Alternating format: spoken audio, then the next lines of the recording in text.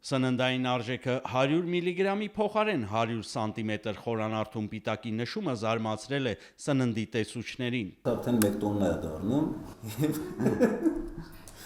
Աբսուրդ է։ Հա, աբսուրդի հասնող տպագրական սխալներ կա։ Հիգիենայի խնդիրներ, սխալ մակնշում, թերի փաստաթղթեր։ Սննդի անվտանգության ծառայությունը ստուգել է գազավորված ըմպելիք արտադրող 15 ընկերություն։ Խախտումները բազմաթիվ են։ Հունվարի 2-2017 թվականի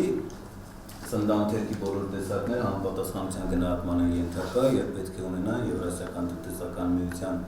օրենսդրությանը համապատասխանող հայտարարագրեր։ Ռիսկային արտադրանքի ամբողջ խմբաքանակը տեսչության պահանջով վաճառքից հանվել ու ոչնչացվել է։ Ընկերություններին ժամանակ է տրվել վերացնելու խախտումները։ Օրինակելի նմուշը ցուցադրված է ծառայության կայքում։ Սննդամթերքի շփվող նյութերի մակնշմանը ներկայացվող նշաններն է, որ օգտագործված շիշը սննդային գունքով պատրաստված է,